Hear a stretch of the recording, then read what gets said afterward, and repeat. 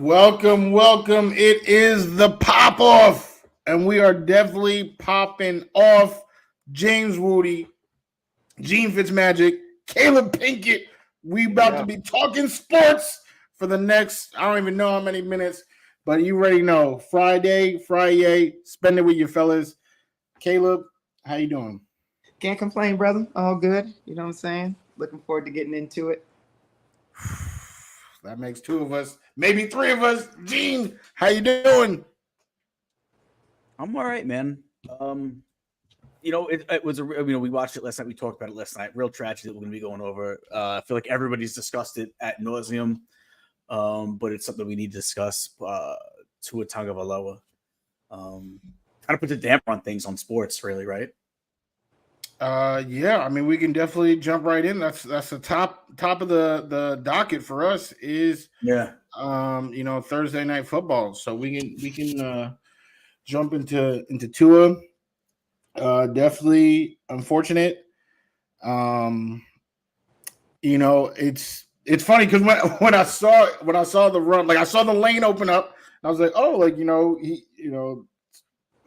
it's there. And I guess he's seen it and he ran. And when he took that first step, I was like, oh, usually, because I don't want to say he has the label.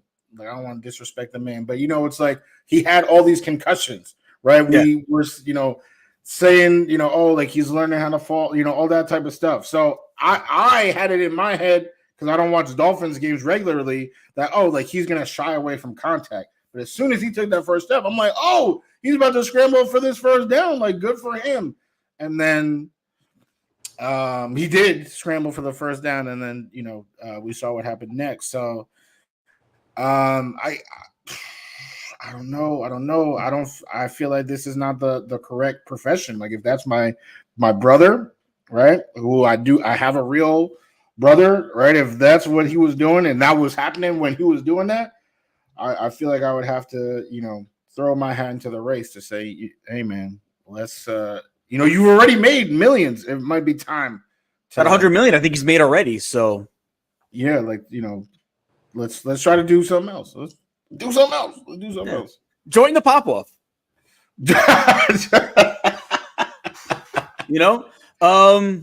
Yeah, listen, we discussed it last night. We were in our group text, like when it happened. It wasn't even that hard of a hit, man. Like he got hit, and it wasn't even really like there was a part where it was like, was it his leg? Like, because he kind of came down on his hip a little bit. But you saw him kind of like do that. I forget what the word is for it, fencing or whatever it is, like the way he moved his arm. Yeah. But it wasn't even like I couldn't tell if it was that when he ran into the safety, DeMar Hamlin, where he heard it, or when he bounced his head off off the turf.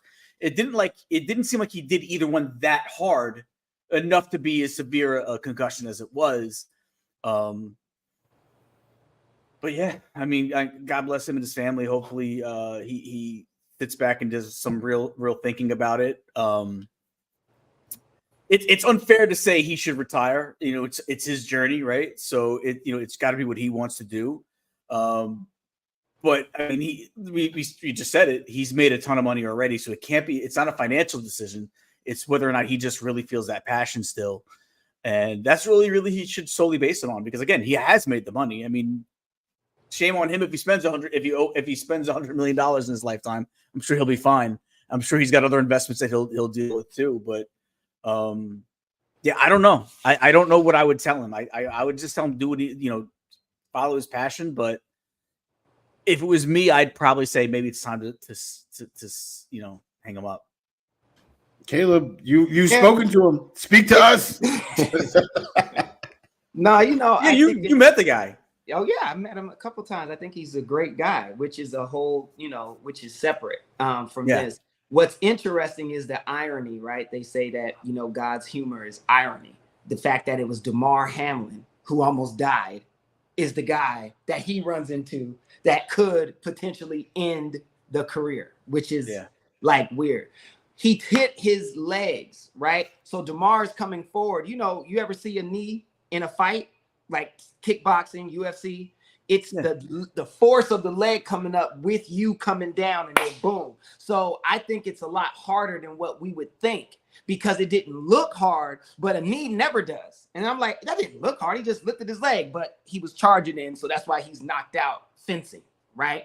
Yeah. So I think that's hard to judge as far as that. The other thing is I'll use another fight analogy. Once you've been knocked out, it's so much easier to get knocked out again. He has had repeated concussions. It's easier to get concussed more once you've had them, multiple ones. It's just easier, right? So I think that has to come into account. I think also the whole idea is, oh, he's made this amount of money. No, he's made 100 million. He's never touched 100 million because you get half immediately. Government's taking theirs, agent, manager, as Cam Newton says, the gimme people after that, right? Like family members, all that. So he probably out of that 100 touched 20. So that's a whole different game.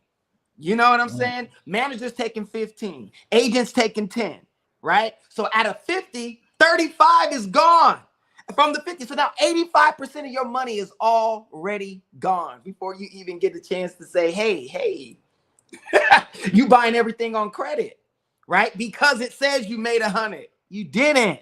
I mean, you did, but you don't get that. He would have to make 200 million to even get close to hold 250 million to even hold 100, right? So like, we got to take all that into play. You know what I'm saying? Like consideration, which is why he could continue to decide, I still got to do this. I got to get one more big contract, right? Like in his mind as to what he's thinking because of the way our society is set up when it comes to money. You know what I mean? So it's a completely different thing. I feel bad. And it's so, yeah, it would be about 25 because 75% would be gone. You know what I mean? Because it's like the tax is like 46.8. We just round it and say it's 50. Then 25 between your agent and manager, 25%. So let's just say 70 to 75%. Like that's a big hit, and that's everything. Right, he's lucky he plays in Florida, which doesn't have a state tax, because if he had a state tax, that would put it over to 50. You know what I mean? Cam Newton did an interesting thing talking about Amon St. Raw's money, and he was saying, what y'all don't know is every state that you play in, you got to pay their state tax on top of your own state tax, on top of the federal income tax. Oh my God. I never knew that. I was like, what? Crazy. He was like, yes. So when you play in New York and you get your game check for New York takes money out of your. I was like, you don't.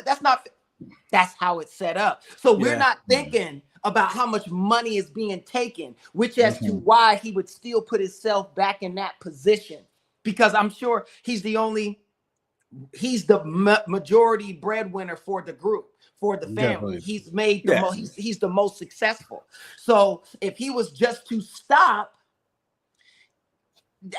it's probably not as live as we may think. And you know what I mean? Who knows what he spent, what he hasn't, what he's invested, what he hasn't. We don't know any of that stuff, right? So I just think of course, we would say he should consider retiring, but we don't know the extent. I felt because of what he's been through that he would have chosen to slide a lot earlier than taking the contact, right? Like preserving yourself. But I don't know what I think he was really trying to get that first down. And then by the time he tried to, go down, he, went forward, and then, it is what it is. So I just think there's a lot. The main thing is that it's unfortunate. It's sad. It's a condition that he's going to have to really manage and consider going forward. The Dolphins have to pay him that whatever's remaining because it's guaranteed. So he's going to get that money, which is great for him. But at the same time, I feel bad for him because I know he actually loves it. You know what I mean? And to not be able to physically do what you love is a hell. You know what I mean? So definitely. I have a question. Is he so that money that's guaranteed? Is it still guaranteed if he retires? Is it only guaranteed? I don't if he gets cut? That's all in his deal. That's what I'm saying. So he might not be I know he's guaranteed. I think 170 million out of the 212 or whatever it was. doesn't mean he gets all 170 if he retires. I mean, he might. I don't know. I don't. If they cut him, he does. I don't know either. But I think if it's a retirement, he might not even see all of that. They might. No, I would think. It might be insurance gets involved with it. Maybe Dolphins have insurance for it, and that's what pays them. Who knows? For everyone goes. Yes, sir. It's a shame any way you look at it. It was a division with, where you thought they had just as good a chance to win as anybody. And not anymore.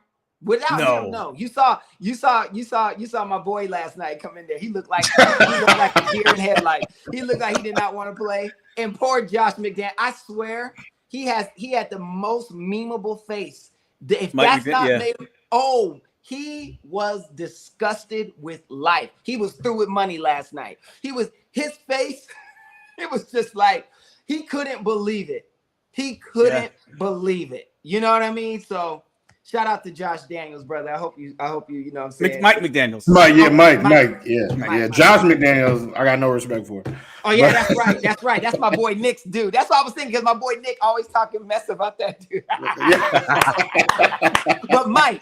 Big Mike, I feel bad for him. Yeah. I feel bad for him, man. Like it was. Hopefully he slept well last night, which I doubt he did, because his whole season without that guy. And what if Tua did decide to retire? Then it's really bad for them. Years. I mean, they should have kept Mike White, the great white hope. They better get my boy Fitzmagic to come back. He was on the sideline. He had the beard. He was still there. Yeah, he looked like he could still play, right? He could still Uncle Rico that thing. Well, that's the question: is do they bring in someone like a Tannehill? He's out there still. Tom Brady lives in Miami. Tom Brady's. I think it's safe. Don't play with touchdown. Hey, Fox, I'll be right back. One thing about Tom Brady, he ain't taking no hits.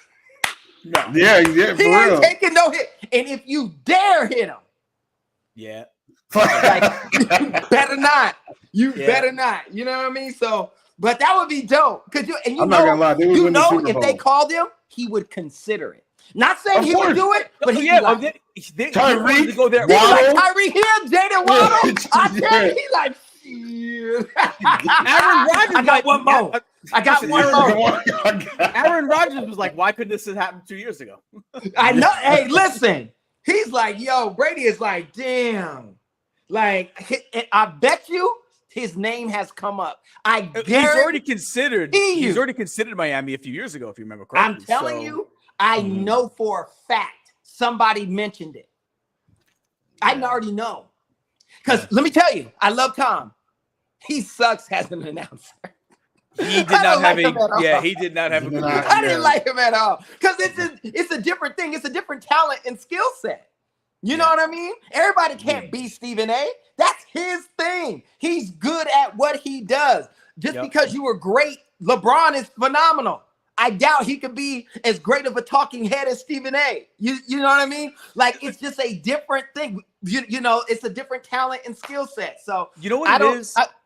So it's the same reason why I feel like really good players can't coach. Is the same thing where it's like when you're a Michael Jordan or a Tom Brady or a Wayne Gretzky, you speak a different language than anybody else. Not only just regular people, but even within your sport.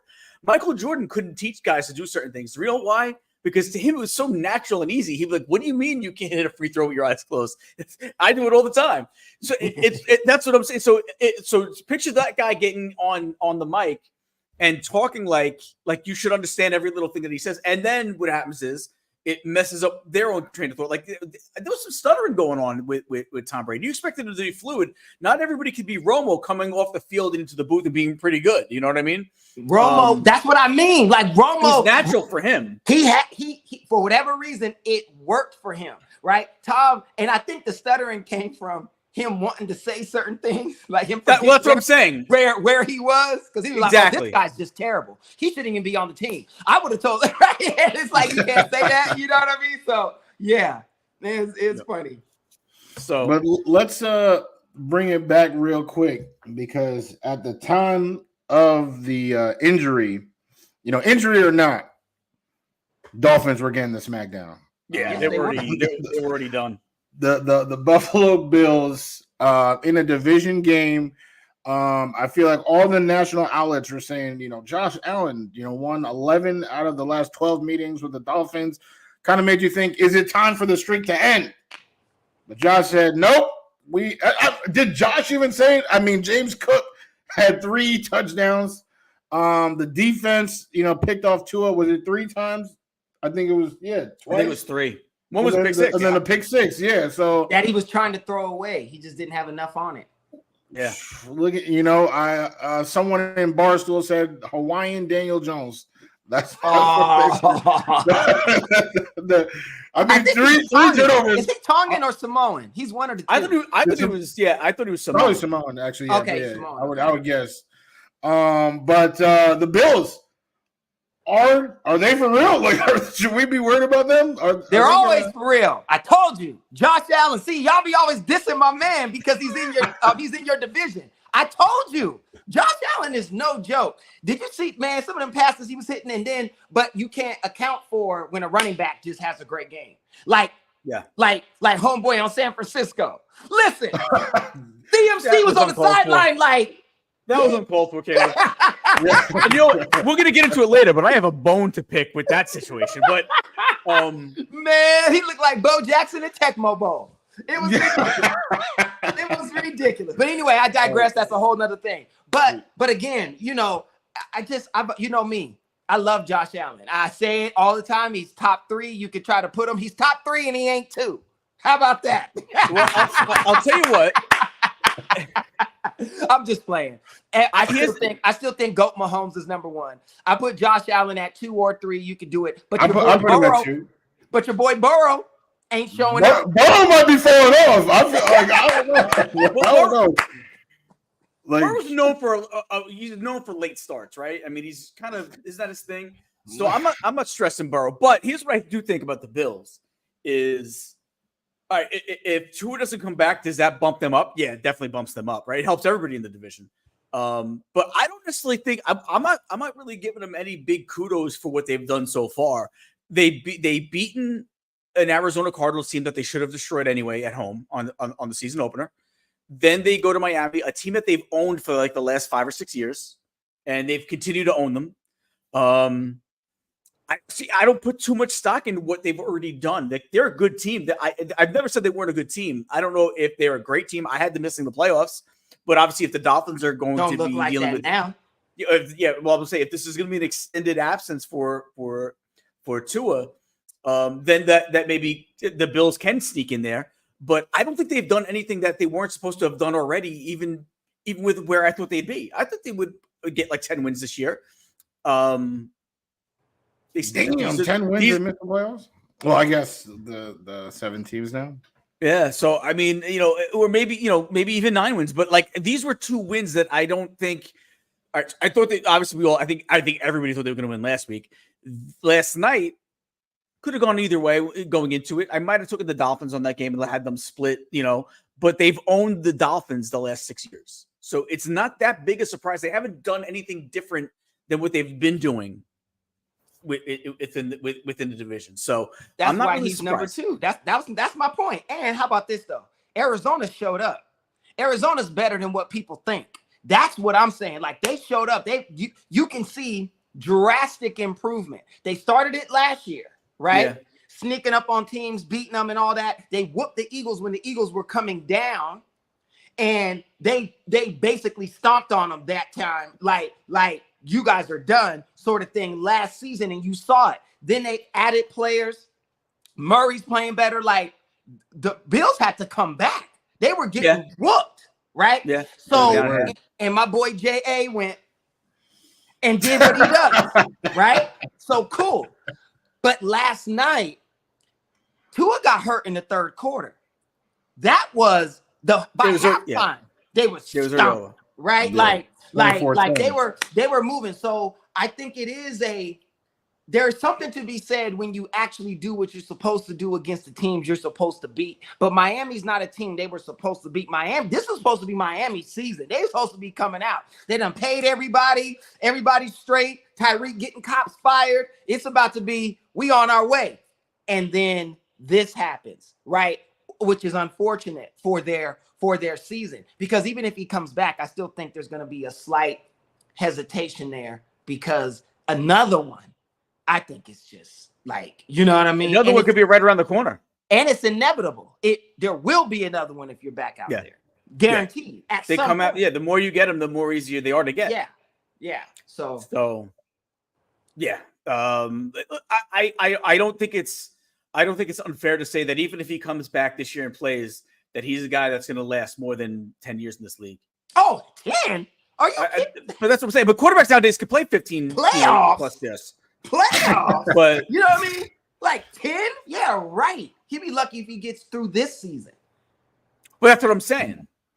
Like, so they may have to redshirt him, but not in the real sense of what I mean. You know, in practice, when the quarterback puts on the red jersey, you can't hit him. Like, that's what they would have to do. Like they would have to red jersey Miami Dolphin him and like, listen, hey, he can't be hit. If you get him, just hold him. Just hold him. 2-hand touch. But you can't push him, because if he falls and then his head snaps, you know what I mean? Like, that's how sensitive it is. Put a flag on him. Basically, yeah. So,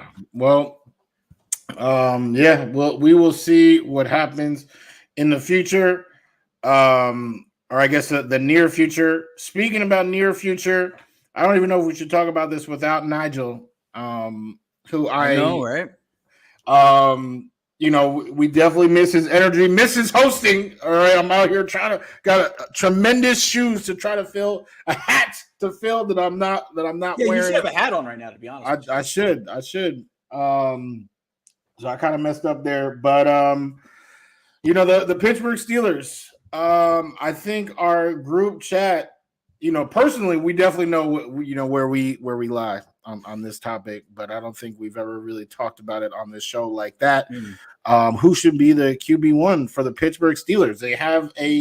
They've actually for years now had an elite defense, top flight defense. TJ Watt, only player in NFL history to lead the league in sacks 3 times.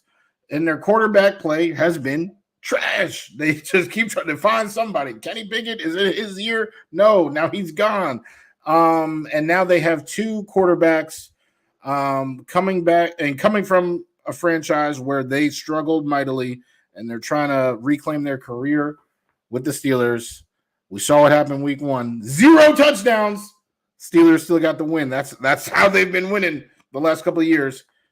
Caleb, starting with you, who should be the QB1 for the Steelers this season? Should? I think it really, God, I feel so bad for him, because it should be Fields, but he just can't get it together for whatever reason. I don't think it's Russell. I do not think it's Russ. I think he's going to have more issues. I think the game has passed him, right? I just think it has. I think now his physicality, before his ability, he had the Kyler Murray. Little, but could move and get out of danger and make things happen and be able to throw. That is no longer Russell. He can't move as fast. So because he can't move as fast, now his physical deficiencies, height and all of that, come into play more so, which I think limits him in his passing ability, where he used to be very good, right? He could still throw a football. It's not about throwing it. It's about being able to throw it on the run, make things happen. He's slower now. So I think it should be Fields, but Fields can't throw. He's not good at throwing the football. That's his issue. He can always get out of stuff. He's athletically gifted, but he can't hit passes the way he should. You know what I mean? And I think, and you saw it last night with Tua, not to go back to him, but he had his, I forgot the tight end's name, but he had the tight end wide open over the middle, and he overthrew him by like 2 feet. That's the Lamar Jackson.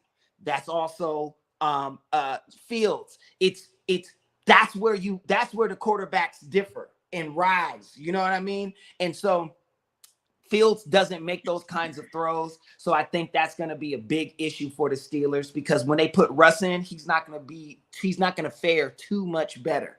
The defensive ends are too fast. They get in too quick.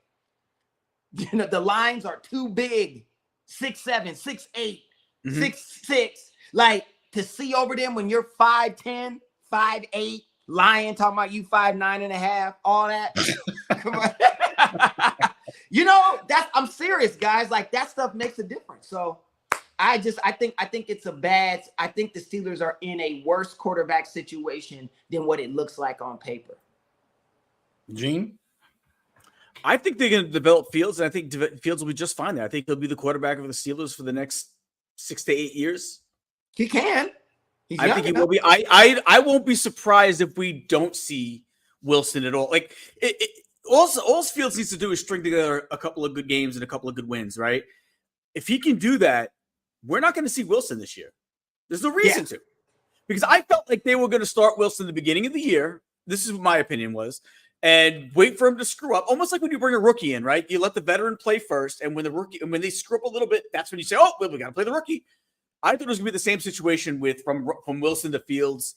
Wilson got banged up a little bit. And Fields got to go. And listen, did he score any touchdowns? No.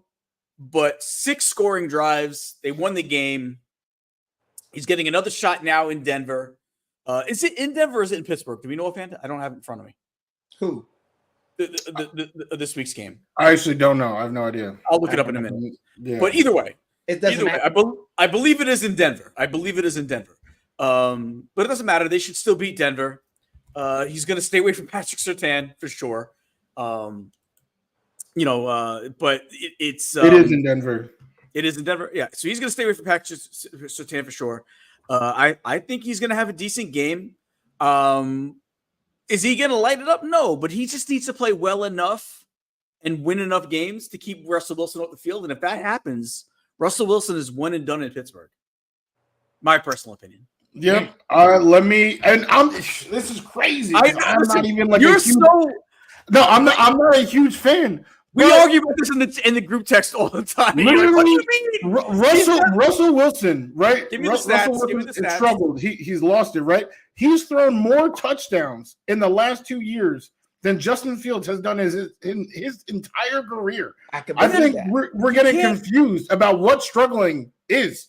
Daniel Jones signed a contract last summer. Since that time, has thrown more touchdowns to the other team than his own team. Yes. That is struggling. Yes. Finishing 9th in the NFL in touchdowns? Bro, when was the last time a Jets quarterback threw 10 touchdowns? Do you know the answer to that question?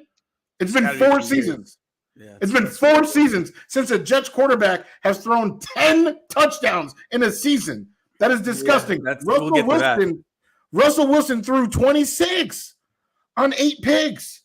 And people are acting like, he's trash. They're acting like he's trash. Do you think he refound it? He's the same Russell Wilson that he was in Seattle? Have you seen Nathaniel Hackett? Did you see what Nathaniel Hackett has done? With Nathaniel Hackett, he did not look great. He still had more touchdowns than Fields that year. There's never been a season that Fields outproduced Russell.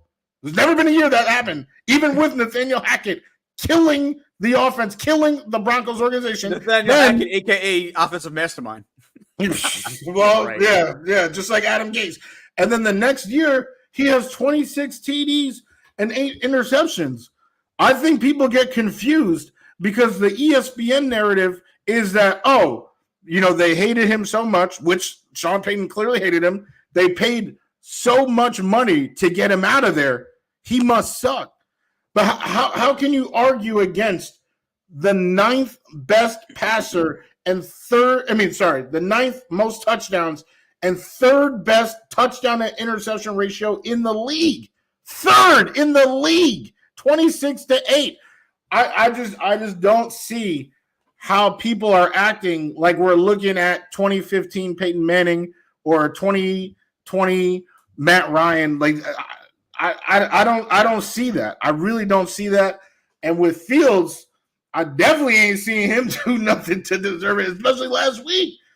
So I think if Russell was healthy, I think this injury might have actually cost him the year, like you said. That now that Fields is there, they're not going to have an incentive to pull him if they're winning, because winning is the bottom line. But they're not winning because of Justin Fields. They are winning in spite of the fact that the boy can't throw. So I do think they would have the best chance of winning with Russell Wilson. I drafted George Pickens on my fantasy team because I thought Russell was going to get him the ball. His issue, right, Pickens, he always gets separation, but he hasn't had anybody throwing him the ball. Russell can throw a football. To Caleb's point, he can throw a football. He might not be as elusive. He's not averaging the same rushing yards he used to. But last year, prime time, Monday Night Football, the Broncos beat the Chiefs for the first time in almost 8 years, and Russell scrambled. He was scrambling for first downs. He can still do it. I really don't think, and especially in an era where we've seen Tom Brady play past 40, Aaron Rodgers is playing past 40, and no one's saying nothing about Rodgers, but somehow Russell Wilson is completely watched at 36. Matthew Stafford has literally been in and out the hospital the last 2 seasons. Not one person has said, I don't know, this might be Stafford's last year. But Russell is supposedly washed, even though he had 26 touchdowns, just because that's how bad Nathaniel Hackett. He should sue Nathaniel Hackett, because that's what happened. His career has been lost because of this 1 year with Nathaniel Hackett. Well, I'm going to say something. I'm going to quote a great American. I met him a few times. He was a great dude. Rest in peace, Toby Keith. He said, I may not be as good as I once was, but I'm as good once as I've ever been. And that's Russell. He got one of them. He got one of them. He gonna give you that Monday night game against the Chiefs. He gonna give you that. He gonna give you one. But consistently, yeah. Hey, it's a different thing. Like Will said in Ali, when he was Ali, he said, now I wasn't gonna have to say this in front of all these people, but I talked to your wife, and she tell me you're not as good as you was 2 years ago, right? I'm telling you right now, it is a different game. You ask Sierra, she like, listen, baby, it's okay. He like, I still got it. Ooh, let me at him. She's like, I'm telling you. So I believe he can do one game. It'll be an important game that the Steelers need, and he's gonna go out there and give you Russ a bowl. And then the media's gonna get hyped.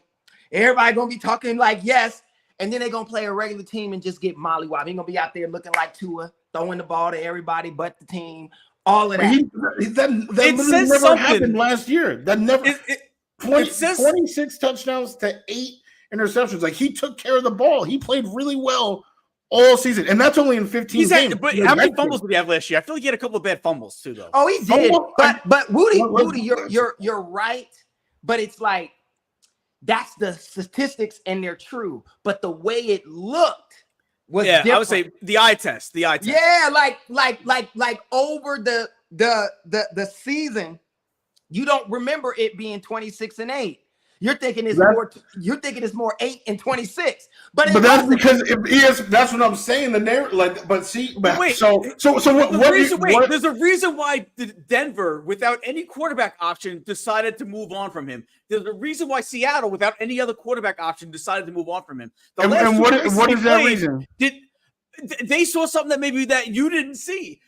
Listen, Seattle decided to move on. They didn't even have another quarterback option, but they still said, "Hey, Russ, it's been great." Denver didn't have another quarterback option, but what they say, Russ, it's been great.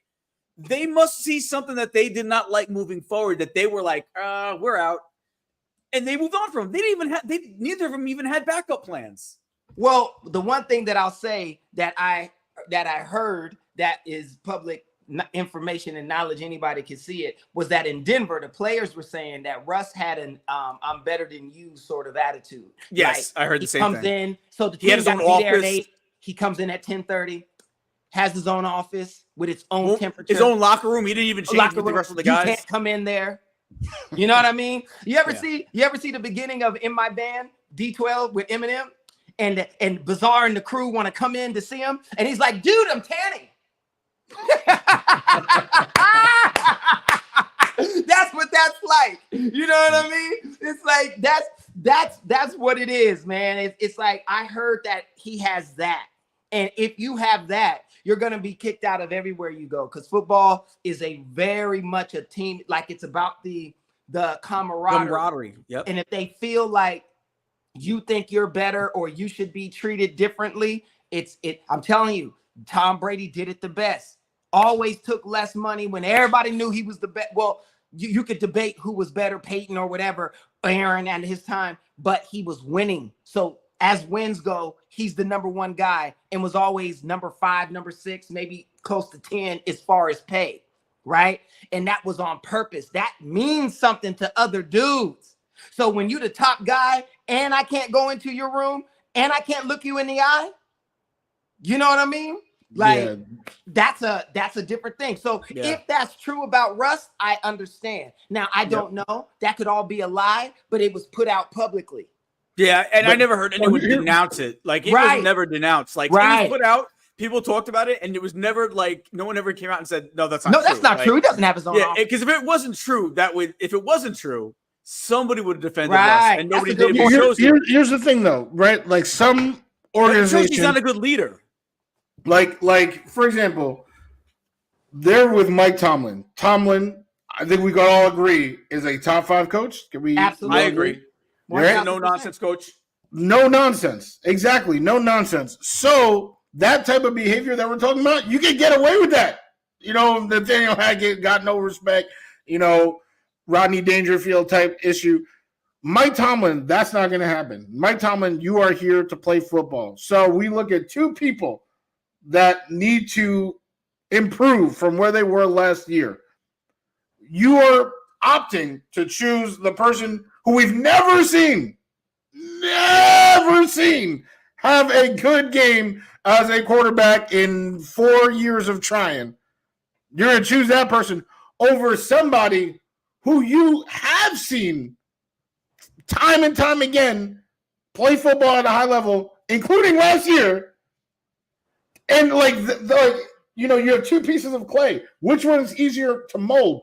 The one that has had that shape, but maybe now is just a little, you know, worn. Can you put that arm back up? Can you, fix this part? Or somebody who's literally never done it, you're going to try to somehow, some way put it together. No, you're right? But if the personality is different, and now he's like, oh, yeah, my leg hurts, I'm not playing.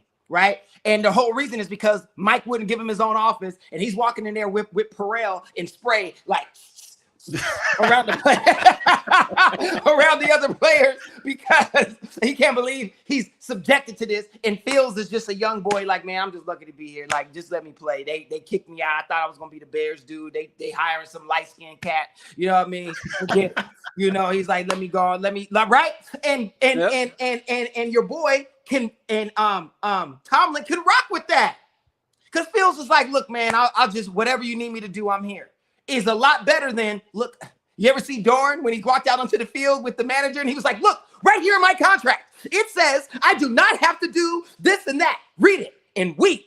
And the dude the manager took the contract, threw it on the ground and pissed on it right in front of Dorn. Like, that's what this is. It's like Tomlin's like, I don't care about none of that. You say Russell Wilson is very Roger Dorn-like. Oh, I love it. Hey, Major League is my stuff, and I always use movie references because it helps me make the point of what I'm trying to say. But he is very Roger Dorn-like. If you know that movie, you know how Dorn was getting down. Yeah. But in this space, oh no. That's the thing too, is Russell Wilson might have a career outside of football. Of course he does. He has a star for a wife. How do you think the Met Gala ain't calling for him? Yeah. It's because his wife, right? But once you start getting into that world, you start feeling it. Remember Major League 2? What happened to my boy Charlie Sheen?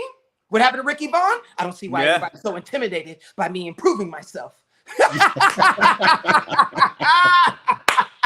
said, I like you so much better when you was just a ball player. You know what I mean? Like, that's what I'm saying. Like, those kinds of things happen. You start thinking outside of the game and about your future. You know what I'm saying? Like, so Russ may have a different thing. That's all I'm saying. And that will impact a locker room majorly, especially when you got somebody like TJ Watt, who's like, if anybody could be a diva in here, it could be me. And I'm doing Subway commercials with my brother, okay? Like, nah, I'm about this game. Yeah. So when you have that, it's like it's a different thing. Like when you want to have that, but you're not that anymore, man. Listen, that is an issue. So I don't know. Hopefully it's not. But they did bring Russell there to cook. So we're gonna see what happens. Definitely we'll see what happens. And hey, they're the only team in that division that are 1-0. I don't know if that's a surprise to some. I would say it is, all right, because that division is pretty tough. So let's talk about that real quick. Looking back to week 1, what were the most surprising losses from that last week? Gene? Losses or just surprises in general. That's a good question. We can go surprise. If you have a surprise, then yeah. I have a surprise that I was surprised that the Cardinals stayed in that were in that game and why they even had an early lead. That was a surprise to me. That was a big one for me. I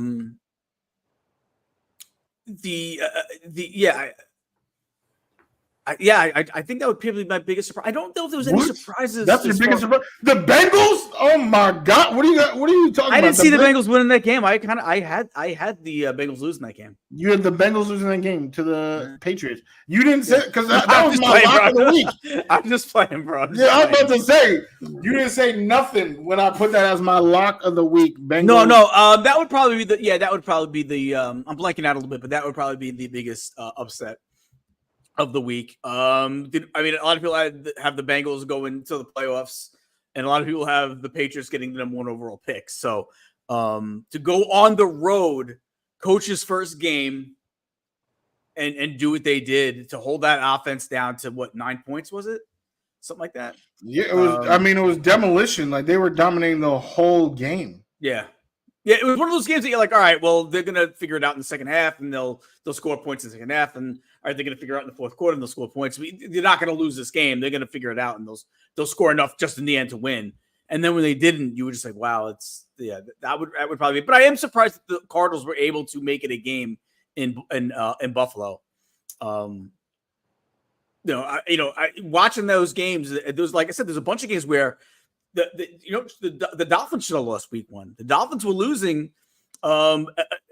Jacksonville about to put it away, and the guy, Etienne fumbles at the 1. He was about to put the game away. The game was done. That was 1 yard left, and that game was over. And so that was another one that was a surprise to me that they almost lost that game. But yeah, you're right. The Cincinnati game is the game that would be the biggest surprise, the biggest upset. The other thing that wasn't a surprise, but it was nice to see, was my man Sam Darnold playing like the champion I know he is, and I know he will be. Had a great game against the Giants.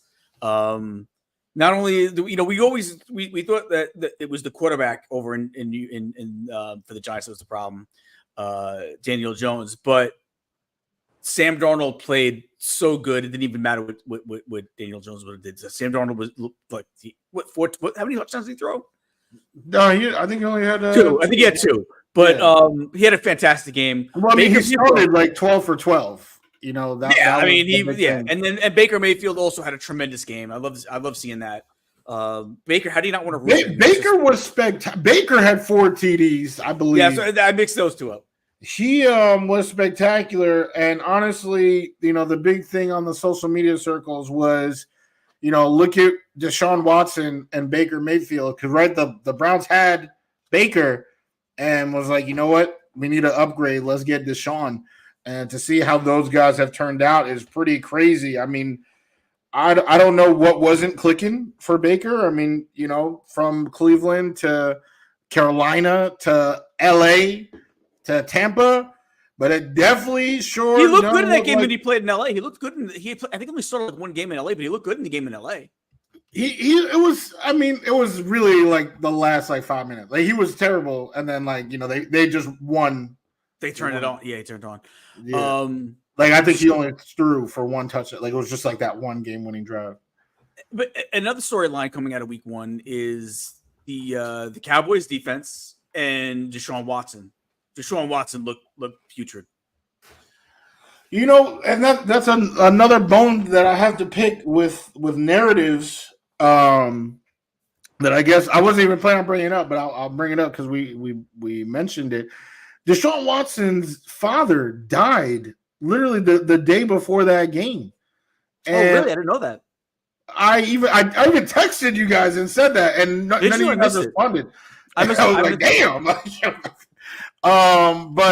Yeah. I mean, it's kind of crazy, and I understand, you know, the polarizing views on Watson, but I feel like it's a crime for have him play that full game as a quarterback.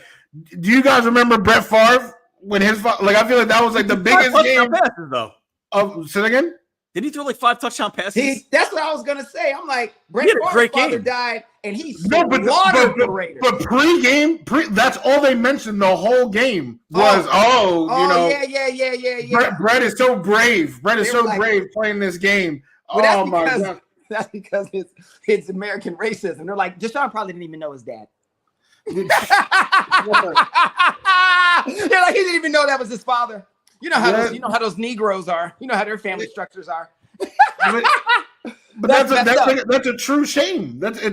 But you're right. And that if that would have been known and put more public, he would have gotten less scrutiny for his performance because people would have been like, "Damn, I get it." The problem is, after the game, instead of saying his dad died, they said, "Oh yeah," and another woman comes out saying, "Like that." Yeah.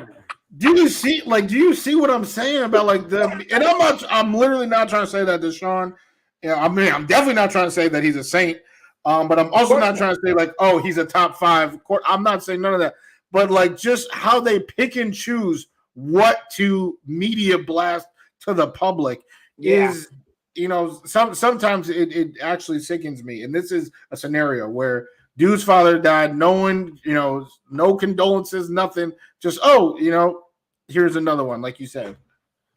Yeah. So, you know, but I mean, and it turns out, I mean, Brett Favre's not a great guy either with some of the stuff that he's done in the last 2 years. Not. No, Brett is, but he balled out when his dad died. I tell you that. That's all I'm gonna say. But you know, my biggest surprise is a guy named Jordan Mason. Oh my God. You talk about exposing. People thought Jets top 3 defense in the league. I don't think so. Well, definitely not running defense. Definitely not running defense. Oh my God. He was running through holes as big as a double front door. Like the doors that have both doors on them where you pull it was like a grand door. That's what it was like. He obliterated them. But it was so bad. McCaffrey was like, damn, is this dude coming for me? Right? Like it was ridiculous what he was able to do. You know, so that was my biggest surprise, that Jordan Mason in second, weakness of the Jets defense, right? Now, are they going to shore up those holes? I'm sure somebody's going to try to run on them and the Jets going to be all over those dudes and it's going to look like everything is patched up. But it showed what can be done, right? And that was a huge surprise to me.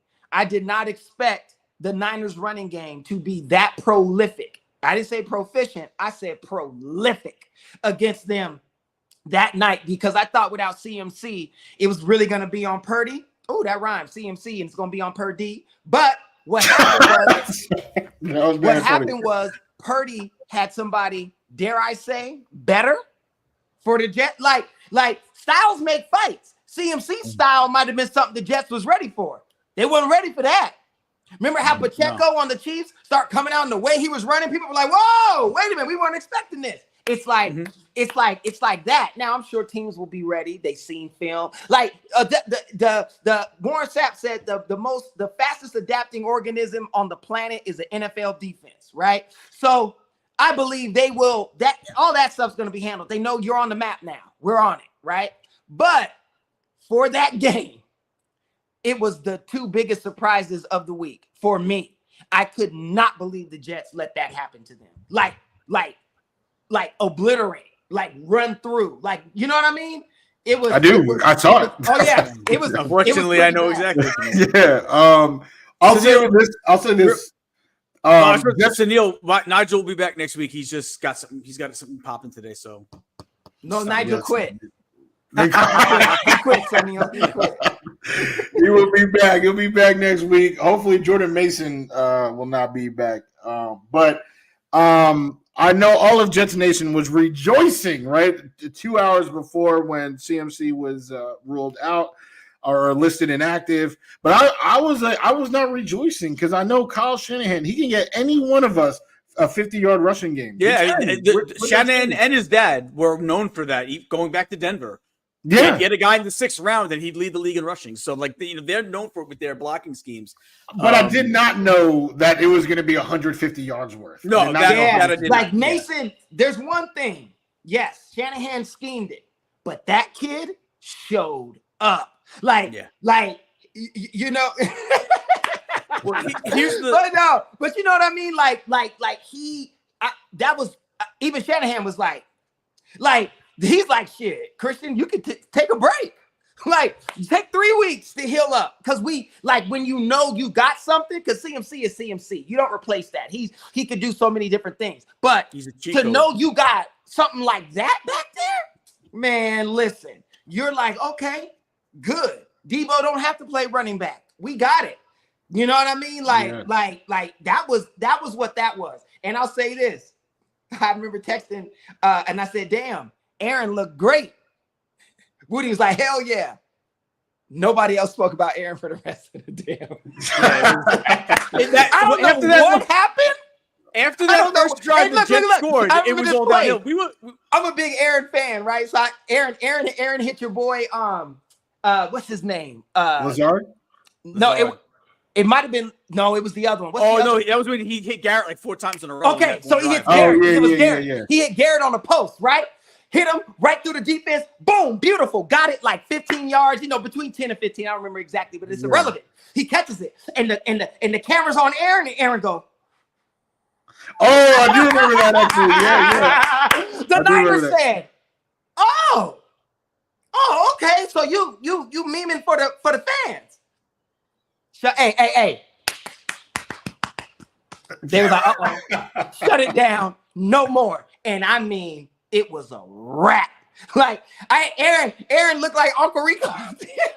No, chill. I was like, he did not look that bad. He didn't look that. What? It wasn't that bad, but it was bad compared to doing all this in the first place. You hitting sidearm shit and all that. Then all of a sudden, next thing I know, it's 31-10. You know what I mean? Like it's like, what happened? You know what I mean? So it was crazy because I got another friend that's a Jet fan, and he was like, our offense looked atrocious. And I was like, I said it kind of did.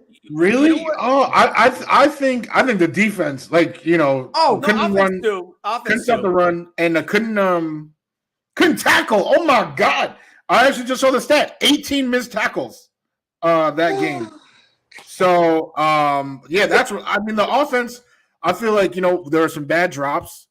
Brees fumbled, but like Aaron Rodgers specifically, I actually don't think he played a bad game. I thought he was fantastic. And maybe it's just because the Jets have been so bad. I've been so used to Sam Darnold seeing ghosts and Zach Wilson not knowing what the hell to do once he gets the ball. But like Aaron was checking, he was seeing what the defense was doing, can, and finding the right guy. Now, from there, it was a matter of them actually making a catch, which unfortunately they did not do that many times. Lazard had a couple drops. Brees had a fumble. Garrett had a drop. But I feel like Aaron's decision-making was spot on. Almost, I don't want to say every time because, that's how. No, I get it. But it was just from the first drive, from how it looked, from the rest of the game was like, whoa. And that defense, Reminded me of my boy Marcellus in Pulp Fiction when he's in the shop with Zed. Okay? It was like, I was like, yo, man, this is ridiculous. And it was, and Jordan might as well have been Bruce Willis. He had to come in there and say, okay, listen, let me save y'all. Let me just knock this out. It's okay, guys. Go home. Enjoy the tenderloin this tonight. Go out, have some drinks, enjoy yourself. Go back to New York, do what you got to do. This is done here. But their good news is the AFC. They don't have to worry about seeing them boys no more unless they get to the Super Bowl. You know what I mean? Yes. It's just like you're good. But it's a it was definitely my biggest surprise of that week. You know what I mean? So we shall see what happens. I'm looking forward to this season. We got the Dirty Birds in Philly on Monday night. It's gonna be nasty. I think honestly, man, I think we're gonna whoop their ass. Like the way Atlanta looked, because I'm serious. You know what? Kirk Cousins. Like, I blame him a lot for their performance. I'm serious, because you can't have more weapons. They got. Let's bring in somebody. That's actually a good point. Let's bring in somebody to weigh in on these Dirty Birds in Philly, ladies and gentlemen. Vinny the Bookie. Oh, Vinny the Bookie is back. Hold on 1 second, guy. Yeah. Oh. No. This is too much. Yeah, tell him I'm getting him from the Korean guy down the block for half the price. Yeah, so get this straightened out. All right, call you later. What's up, boys? How we doing? Good. How you doing? What's up? Nah, I had a rough morning. I had to fucking strangle this guy this morning. Unbelievable. Oh my God. Yeah, what do you do? Sometimes that's just the way. Nah, you looked at me the wrong way. What are you gonna do? Yeah. Anyway, how we doing? What's going on? Great. Well, I want to know your thoughts. I mean, Caleeb's Eagles are facing the Atlanta Falcons. We got Kirk Cousins, Jalen Hurts. You say you always pick the Birds, but now this is bird versus bird. What are you thinking? What is the word on these two birds playing? Listen, I told you this already, pal. I don't do the sports, all right? I don't do that. I just do the numbers. I tell you how much you're gonna get paid and how much you owe me. That's it. You know what I mean? I don't do the sports part. You get some other jerk off to do the sports part. That's not what I do. All right. So who's gonna win the game as far as the spread? And give us the spread, and that way we know what you're gonna collect from us. It just depends on how much money's at stake. You know what I mean? If you want, I could get either team to win. You know what I mean? I just make the other team have an accident. That's all. It's not hard. I could set that up for you. Well, I guess Caleeb would probably rather an accident happen to Atlanta, the Falcons, right? I don't know. I don't know what's going on. What are the type of accidents that are on the? It just depends on how much you pay. You know what I mean? I could have it simple as, there could be a guy doing the grass and then he accidentally hits the guy in the leg where they're practicing. There could be something that could be done in the locker room. That's a little bit more money because that involves multiple guys, And I could just straight up go at the guy's house and take care of him over there. You know what I mean? I mean, you talking about so it sounds like the range is from Tanya Harding. I don't think you guys understand who you got on the podcast. That's the problem. You guys got this all jammed up. I think the sports part, that's a formality. I deal with the numbers, how much people are paying me, who, you know what I mean, and then if the money's not there, I got to take care of that. You know what I mean? That's what I do. So I'm gonna take the Eagles this week. But my question is this: if I don't have, how long do I have to get you the money? Who the Eagles playing? Hold on. Who the Eagles playing? They're playing the Falcons this week. Hold on 1 second. Bully. Yeah, what's going on? Yeah. You free this weekend? All right, I need you to go down somewhere, take care of something. You know the Falcons? All right, call me later. We'll straighten out the details. All right. Yeah, no, it'll be done. 10,000. That's a lot. That's what it is. You know what I mean? All right. Well, all right. We'll figure it out. I don't know. Maybe I might be a little short. That's all I'm saying. You guys let me know what you want to do. I don't know if you guys understand the full scope of what I'm doing here. That's the thing. Okay. Well, so who do you give us a game that you are that you're taking some money on this week? Who's the team that people are betting heavy? Let me think about this. I would go to the Jaguars. I would go with the Jaguars. I'm betting heavy on Jaguars, and I'm betting heavy on believe it or not, the Giants. You know what I mean? I feel like the Giants are very underrated. Yeah, they're doing some good stuff. They got these trainers. I think you want us to take the Giants so we lose and you make money. That's what I think. No. The Giants, they're working with these new trainers. They're coming out of North Korea. They're unbelievable. They're training them. The techniques they're learning from them is unbelievable. Really? Yeah, no, they're great. Do you ever see the Korean football team? They're killing it. No. We're gonna have to wait for the Olympics for that one. You gotta look into it. Yeah, the Koreans are doing some great stuff out there. All right. So your picks this week, your locks are the Jaguars and the Giants. Yeah. All right. That's it. So give us a taste of, like, if someone doesn't have the money. What happens if they don't pay up, like, on time? Well, usually I don't like the, you know what I mean? Causing harm to somebody is the last resort. You know what I mean? To be honest with you. Who wants to hurt people? I'm a Christian. I go to church. You know what I mean? That's not what I want to do. What I do is I try to hold on to one of their firstborn kids. You know what I mean? You hold on to them. You keep them as ransom for a couple of days. And then, you see where it goes from there. That's all. Okay. All right. So we don't want to see kids get hurt. But I mean, if that's what you got to do to make money, I guess that's what you got to do. Yeah. All right.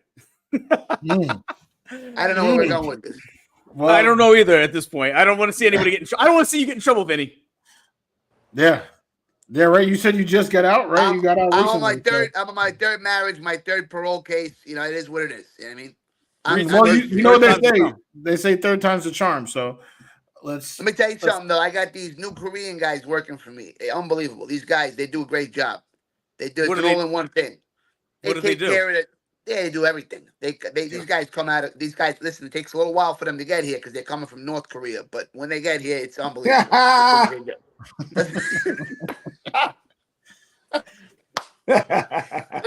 broke.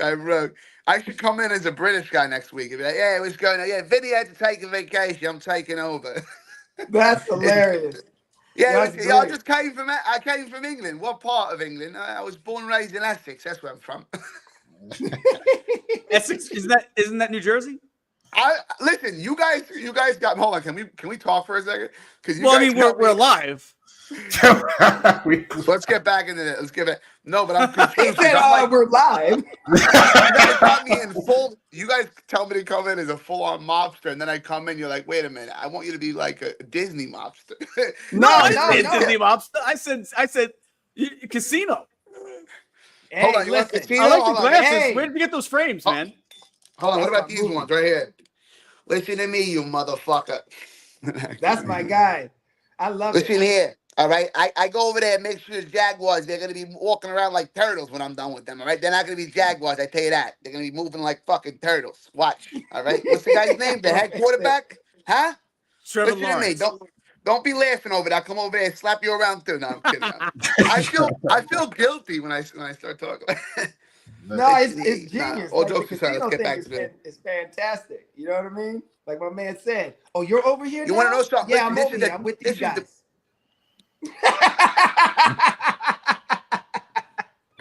Yeah, no. I'm. The camera froze up. It was funny because I heard your voice. Nah, to be honest with you, I actually I killed the guy once with a zucchini. I was never indicted because I ate the evidence. It was biodegradable. Never held up in court, believe it or not. You know what I mean? There it is. The politically, the government. I once knew a guy named Zucchini. That was his name. Nah, listen, the thing is, I got into the mob. It was very interesting because they don't even realize I'm actually Arabic. I'm not even Italian. That's the funny thing. Vinny is my inherited name. Yeah, I'm an Arab Italian. Listen, they don't ask questions. They're like, where you from in Italy? I'm like, I'm from the north. No, it works because there was a whole lot of. There's a lot of North African Sicilians. flow in Italy. You know, a guy named Hannibal. Those guys, yeah, you know, they enjoyed themselves outside of Rome for a long time. That's true. Oh, Vinny the Boogie. I tell they. So Neil has a question. Listen, talk to me. What's going on? So Neil has a question. He's like, "How you feeling about the Cowboys this weekend?" I never like going down to the South, to be honest with you. You know, I don't know. You know, the thing is, there's a lot going. When you look at the game as a whole, there's a lot going on. A lot of players, a lot of moving parts. I mean, anything could happen. You know what I'm saying? What do you think's gonna happen? They got that great defense. I think they're gonna beat the Saints. I think is it this? Oh, the Saints. Yeah. Oh no, Derek Carr's feeling good. He's feeling good. Yeah, that's because who are they playing? The Panthers. Exactly. Like the Cowboys always have a good team. We can't act like it's just when the lights come on when they need it. Dak chokes. That's their only thing. It's not anything with the team. The team is rock solid. Tom Brady would come back to be their QB. Like they got a team. It's just Dak. I wanted to be a quarterback back in the day. You know, my shoulder gave out all the time. I got that rotator cuff problem. That's what happens. That's because you were using too big of a billy club to hit somebody in the head with. That's what it was. You know what I mean? I never backed down from a fight. And I was in 37 fights last year. You know what I mean? I didn't win any of them, but that's besides the point. I'm not backing down. That's what I tell you right now. There you go. So Neil, Caleb, they want you to admit that the Cowboys are arse. That's the English way of saying ass, right? Yeah, they're saying their ass. They want me to say their ass? Yeah, Caleb always says they are. Caleb hates the Cowboys. No. Listen, no. I despise that team. But one thing, when you have an enemy, you be a dummy to act like that they can't do what they do, right? It's like, oh, I hate Muhammad Ali. He can't fight. Okay. Right? You're gonna go in there and get knocked out. You're gonna get George Foreman. It's like they're a great team. They just have a whack quarterback. And he's got skills. He just don't have it in here. So when he has it in the wallet, though, he's the highest paid player in the league. He can. That's all. Money don't mean nothing. Like outside of luxury and all that. But like $60 million a year. He get to get in here, and all he's doing is setting the record. You know how much Josh Allen's gonna get paid the next. If that dude get at like money's starting to go astronomical now. Wait till Patrick Mahomes rees up. Get out of here. Sam Darnold has the comeback year that we're expecting. Right. So I hate the Cowboys. Right. I say it, Sunil. I do not like that team. I want to see them fail all the time, but I can't act like Micah can't play. I can't act like CeeDee Lamb is not dope. I can't act like, you know what I mean? It's like they don't have a great team. They just have a quarterback who chokes, and that's what I bet on, and that's what I love to see. Right, because like they do so well in the regular season, always. So they're gonna beat the Saints. They probably gonna beat up on the Saints. Now if they lose, oh my God, I'll be ecstatic because it's just showing my point, right? But again, I'm not gonna act like they're not who they are because that's how I get beat. That's how I get hurt. You know what I mean? It's like no, respect your enemy, especially when they're a real one. Like if they were playing the Eagles, I'm not gonna be like, oh, we're just gonna stomp them. Be like, we got a game. You know what I mean? Like they're dogs. You know what I mean? Whether I like them or not. So they're ass, yes, because I hate them. But I'm not gonna act like I wouldn't be like, okay, they ass. We're not gonna train. Y'all got off this week. No. Yeah. You know what I mean? Like, nah, we're not doing that. So Vinny, before we let you go, it's you say take the Jaguars and take the Giants. Jags. Oops, sorry.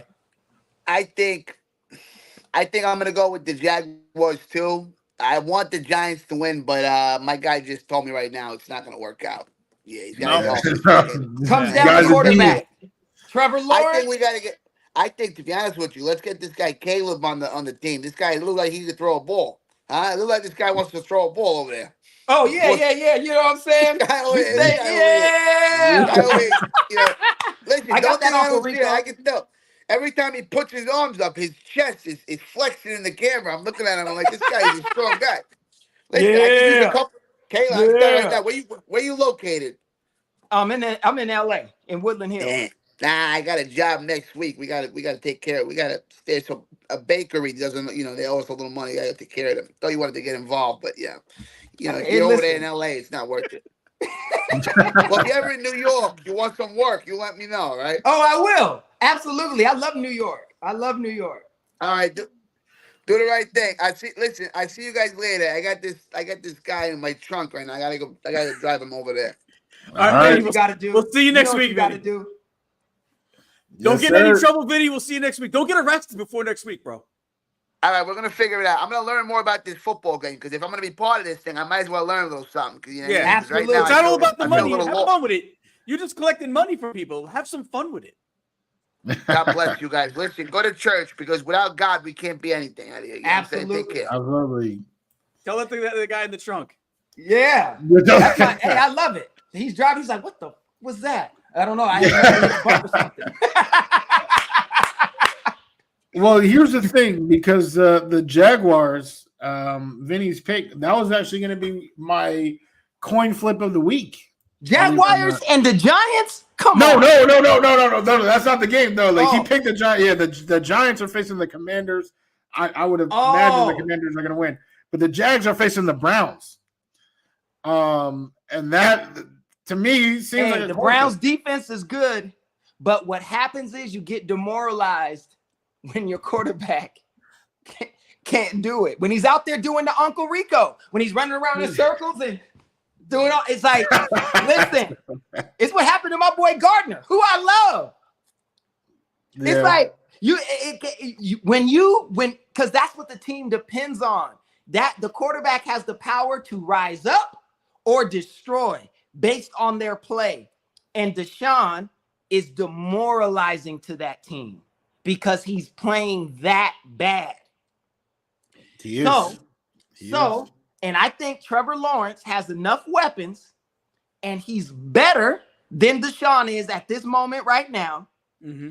And I think his team will rally around that because the Browns are going to start off good because they're going to want to win. The defense is going to be hyped.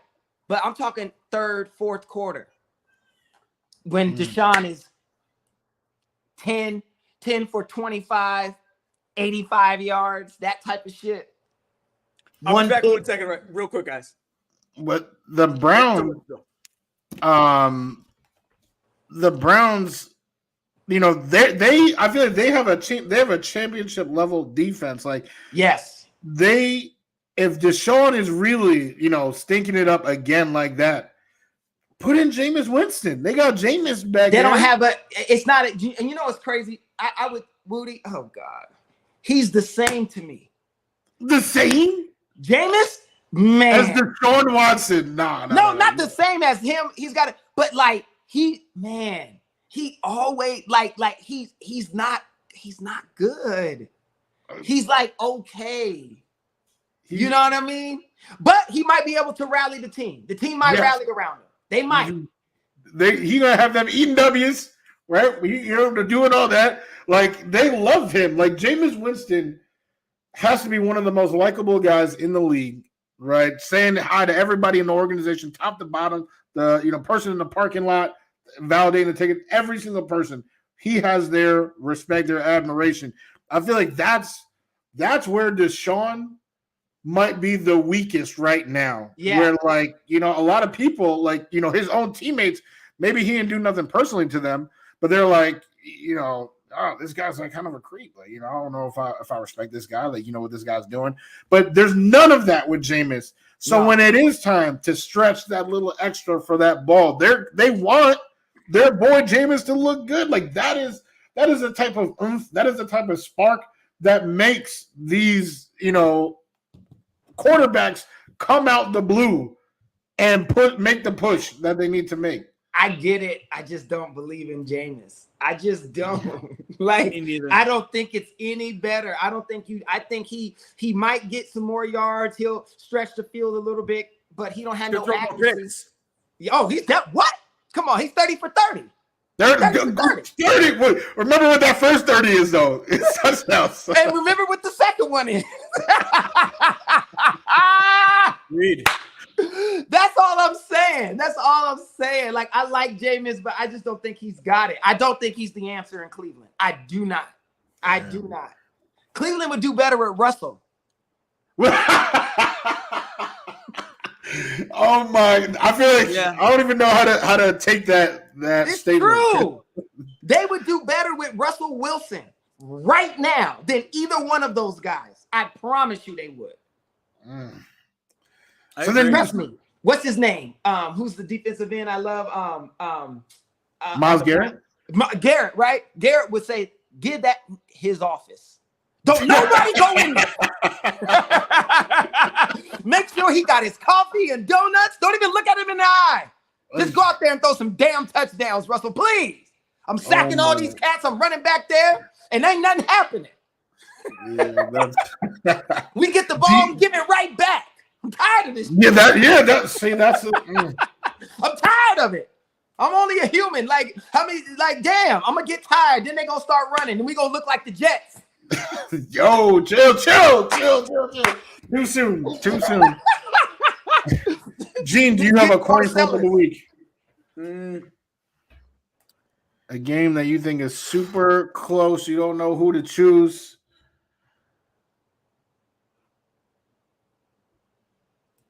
That Giants Commanders game. Yeah. Buccaneers Lions game. Oh no, that's not close. It could be. The Bucs. Well, you know what? It could, because Baker. Listen, you know I like Baker. I'm not gonna lie. He is balling right now. He's been balling for the last season. That's true. I would say the Giants Commanders is a coin flip kind of game, but it's also because like both teams aren't that good, so it's not like a good. No, that's the point, right? Yeah, we never said good. We said coin flip. All right, so yeah, I would probably go Giants Commanders. That would be my coin flip game.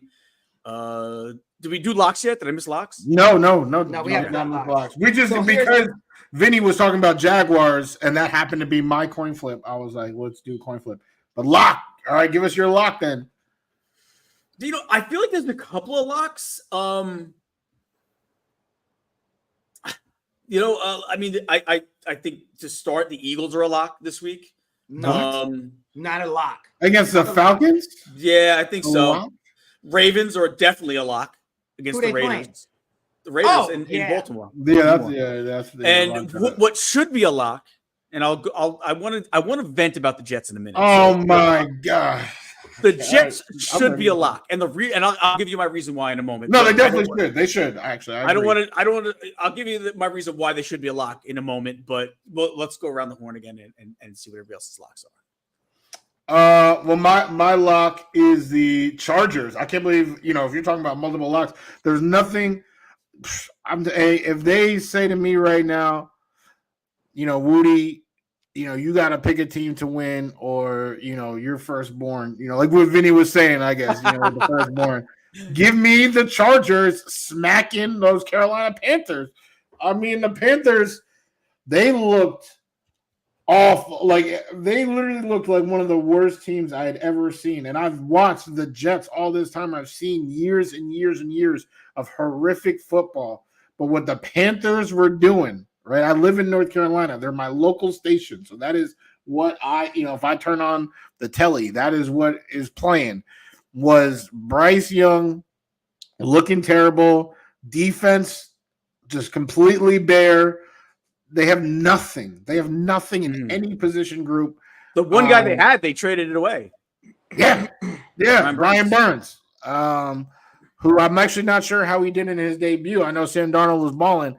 But I didn't hear too much about Brian Burns I didn't either. Debut. But yeah, the Panthers are so bare. And the Chargers, on the other hand, we didn't know what to expect from the Chargers. They won a nice game. It was a hard-fought battle against the Raiders. And you saw Harbaugh out-coach, which is what we said he was going to do at this level. Herbert looked solid like he always does. So give me the Chargers whooping that candy ass of the Carolina Panthers. Okay. Damn. All right. So my coin flip, because I'm just going through the schedule, and I'm like, the real coin flip for me, Rams Cardinals, right? That's a real coin flip. It could go. That could go. Really? Yeah, that's a coin flip for me because I think the Cardinals are better. I think and the they're Cardinals, home. Yeah, I think the Cardinals, but the Rams, well, you know what? Puka's hurt. Yep. Yeah. So that, that's something for the Rams. But I still give them a coin flip. It could be the Bears and Texans as a coin flip because the Bears defense showed me something. Caleeb I don't know if he's that dude. Great name. I just don't know if he can do it. I think he had a lot more hype on him. Yeah, but that defense is nasty. That defense is the reason why they won is because of that defense. It was not because of him. So so there's that. I think the lock, I agree with Gene, is the Ravens over the Raiders, unfortunately. But I think it's that. And one thing I'll say back to Baker, the reason why he's balling is because I think he took the advice of the world. How many commercials have you seen lately? None. Yeah. And they've been winning. But when he was on every other commercial, tragedy. Yeah. Telling you, man, like when you focus in, it's like, and I think that's what's happening. So I give Baker props for that. But I still think, I think the Lions, especially at home, but Baker's known to show up, but I would take the Lions, but it's gonna be closer. But I think the more of the coin flip is the Cardinals and the Rams. They just both, to me, just feel like that could go either way. Those interdivision games are all the time. Yeah. I'll tell you what, too. Look out for the Colts-Packers game with the injured Jordan Love. Yeah, Richardson could go into. I'm expecting the Colts to win that. I don't think the Packers have a chance. Too, but I think the Packers. No, I think the Packers have a chance. Have you seen Malik Willis play? Who's the Packers' backup? Is it going to be Malik Willis? Is it really going to be? I can see his backup, right? But he only came in it with like a week left in the preseason. But have you seen him play in Tennessee? No, I know that. I'm saying, and he's going to be even more not really part of the system. They really left themselves in a bad spot. I obviously didn't expect Jordan Love to get hurt so soon, but they still have the rest of the team is still a good team. It depends what we get out of Richardson, really, for the Colts. And if we get the guy that won the game last week, throwing 65 yards in the air, didn't even step into that throw, he flicked it. Well, they lost that, I think. No, they lost. You're right. They lost to the Texans, but played a hell of a game. If they get that same Richardson, then they'll win in Green Bay. Well, it's interesting how it sucks, and we never do it because it's bad juju or karma, but it's the predicted injuries that change everything, right? Yeah, right. Jordan Love's injury last night, Tua's those 2 seasons are in limbo. If Jordan Love is gone for 4 weeks, it's a wrap on the Packers this season. It's a wrap. 4. And a lot of people have them in the Super Bowl. Just 4. It's a wrap. You don't come back from that. Because if it's 4 till he comes back, he'll take another 2 weeks just to get back into rhythm. Get acclimated. So it's really 6 to 8, right? So injuries, oh my gosh, it immediately derails everything. So provided no injury, it's the season looks like it can go the way it's going. I think the Bengals are not ready. I don't know what it is about that team. I just think they're not gonna do it. I just don't. I think Burrow is good, but something's off with him. I think he'll be fine. I feel like every year he kind of starts off a little slow. They do. I think he'll be fine. I have them missing the playoffs though. I had them. I look crazy now. It's only 1 game, so week 1. So we'll see what happens. But I had it: Browns, Ravens, Steelers, Bengals. We'll see how that goes because right now the Browns. Yeah. Again, it's the quarterback play. That's why those guys get the gajillion dollars, man. Because it's so blatant how important they are. Yeah. A team that has one versus a team that doesn't. The haves and the have-nots. Yep. That's why Dak got $60 million. That's why. Because Gene said it, and I had to admit it. I'm like, Gene's right. Who else you're gonna have? You got to pay him. Yeah. Because who else? Well. Ryan Tannehill. Who should have a job? He should have a job. Listen, I don't. Oh, he will. He should have a job, and if he he doesn't, have one. Why keep mentioning Ryan Tannehill? Tannehill's trash. But you have so many teams he's serviceable. He's serviceable, and you have a lot of teams that need a quarterback. So you would rather have Ryan Tannehill than Jameis? Than Jameis Winston. No, I'm not saying there. I'm not saying there, but I'm saying if Tua is out long term, you wouldn't want him over Skylar Thompson. Oh, I mean, hey, they should have got rid. That's karma. Well, That's Tannehill's karma already for been- disrespecting my guy Mike White. Ryan But Tannehill. I mean, that's where he should go. There, Green Bay. He really doesn't move the Green needle Bay for should me. have called him. He's who?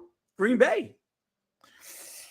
Yeah, I don't know. That's He doesn't true. really move the needle for me. I know he had like 2 solid The seasons. Browns need DeVito. They need DeVito out there. That's who they need. Why they playing? Why they playing? Go get DeVito. They're actually really high on their I think he's a sophomore now, DTR, Dorian Thompson Robinson. Dorian Thompson Robinson. Yeah, like so we might see him. I mean, I feel like the 3 of them, you know, like those 3 brothers in there, one of them can win games for this team. Because what DTR brings is maybe it'll be musical rushing. quarterbacks. Say it again?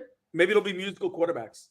That's not good for a team, man. It's I've never seen what do it they always work. say? What do they always say? When you have 2 quarterbacks, you don't have any quarterbacks. Then that's right. Yeah, I've never seen that work. Which might be the problem for the Pittsburgh Steelers. Yeah, exactly. I've seen I don't know. I've seen rotating running backs work, but never quarterback. Yeah. Now, real quick, I do want to vent real quick about the Jets. Go And ahead. about Robert Saleh.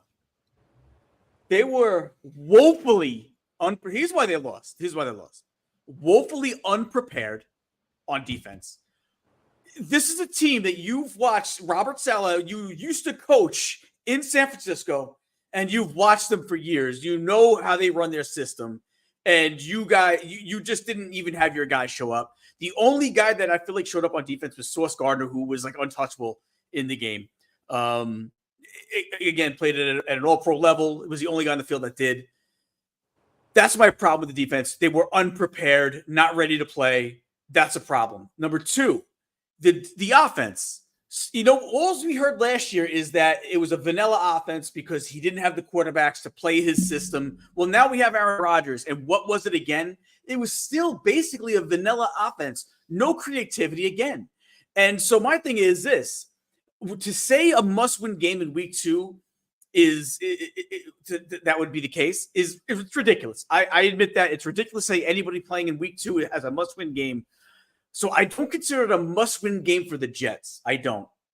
I consider it a must-win game for Robert Saleh, though. I haven't seen him do anything as a coach since he left San Francisco. I really am starting to believe he is, and I believed it before. I'm starting to even be more convinced of it now that he is not a head coach. He is just a really good defensive coordinator. Listen, and that's something to be ashamed of. There's a lot of guys that try try as a head coach and don't make it and have to go back to being a coordinator. I don't think he's a coach. I think he's a coordinator, a terrific coordinator, but just not a head coach. If this is a must-win game for Robert Saleh, he's got to get his stuff together. And to go into the press conference and be like, oh, yeah, we'll get the defense figured out. Like, so nonchalant, like, oh, yeah, no brainer. We'll get the defense figured out. Well, you know, you couldn't get it. He's the worst coach when it comes to adjustments. I've never seen a coach so poor on adjustments than him. I've never seen a coach it didn't matter on Monday, but he's a horrendous clock management coach. That didn't rear its ugly head on Monday, but throughout his history, that's what he's been. But he's also been horrendous at making adjustments. It's like, some coaches make adjustments by the drive. Some make it by the quarter. He makes it by the following week. We're not even playing the same team, so the adjustment is irrelevant. I need to see him step up as a coach. Now that he's got the players, there's no excuse. So that's my beef with Robert Saleh. You're on the hot seat.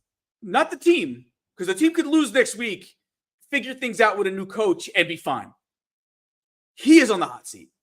Get it done, Robert Saleh. Get it done. I'm tired of hearing about the talk. And you know, to tell us how the defense will be fine, you're going to get it together. You didn't mention the offense. Your offense looked garbage too. You scored some lucky things later on in the game. You look garbage as well on offense. No creativity whatsoever. I need to see the offense step up as well. And that brings me now to that idiot in San Francisco that I now hate. There's a guy in San Francisco that I hate more than anybody. It's not Jordan Mason. Hooray for him. Good for him. I'm glad to see this rant is a 2-parter. Okay. Oh, it's a 2-parter. Okay. Let me tell you something, Kyle Shanahan. If I ever see you in the streets, I'm going to slap you in the face. Maybe I'm not really going to slap you, but I'm going to send Vinny the bookie after you. I'll tell you what, I'll pay whatever price he needs. Vinny the bookie is going to come see Kyle Shanahan. Because let me tell you something. When I thought it was like just 2 hours before game time, and I have CMC on my fantasy team. So when I heard that it was like 2 hours before game time, I couldn't make a change. I said, all right, well, you know what? At least my Jets have a better chance of shutting down the running game, which they did anyway. But to find out that you knew on Friday that you weren't starting CMC and you withheld the information only for Jordan Mason, the young buck that he is, not to realize he shouldn't have said it in the postgame interview that he knew he was starting on Friday, you screwed me and every other fantasy owner of CMC when we could have made a change in our roster, and now it's too late. So you know what? Kyle Shanahan, I hate you. And you know what? Sugar Sean O'Malley is off the hook because now I want in the ring, in the octagon, I want Kyle Shanahan. Well, that is exactly why we are called the pop-off, because I'm ready to be pissed, right? First off, the league should investigate. Sorry, we're not done. He should be investigated. I'm sorry, but he should be investigated. You obviously were playing games with the injury report. If you knew he wasn't playing Friday, he should have been listed as either doubtful or out. He was only listed as questionable. That's bullshit. You can't put out questionable when he's at least doubtful when you're telling the backup he's starting on Friday that he's starting Monday. That's 4 days. 4 days. And I could have made a change to my lineup, and I couldn't. And besides that, you know what? It's unfair when you don't do the right thing with the injury report. He should be suspended or at least fined. San Francisco, they should be fined. That's all I got to say about that. That's hilarious. Well, anyway, I think he did it for that specific reason, to mess up fantasy guys. He's like, watch what I do to these motherfuckers. I get it to an extent, but you know what the league should then not do? They should not be promoting fantasy football. Let us fantasy geeks do our own thing on the side. But when you promote it as a big part of what your NFL package, the NFL promotes it as their package, right? They do. As hey, play fantasy sports, play fantasy sports. When you do that, you got to have these guys be on the level with injuries and stuff like that. No, I do agree. He should have been fined like that. That's, I mean, for more than that. I mean, the sports books, right? The Vegas sports books. Yeah. I think that there definitely should have been a consequence. But he did it. He did it to throw the Jets off. But I think Shanahan. Could you imagine putting your money on putting your money somewhere on Friday afternoon or on Saturday, let's say, and then to find out he knew on Friday, and it didn't. As it turns out, it didn't matter, right? Because Jordan Mason bowled out. But could you imagine putting your money somewhere on Saturday and find out that they actually knew what they were doing on Friday, and now you put your money in the wrong spot and you just lost money? Yeah, no, it's something. And again, don't promote gambling then, because they're in lockstep with these gambling these gambling websites. I get it. The NFL should not care about whether people lose money or not. But then here's the thing: don't be in lockstep with these gambling sites. I don't want to hear.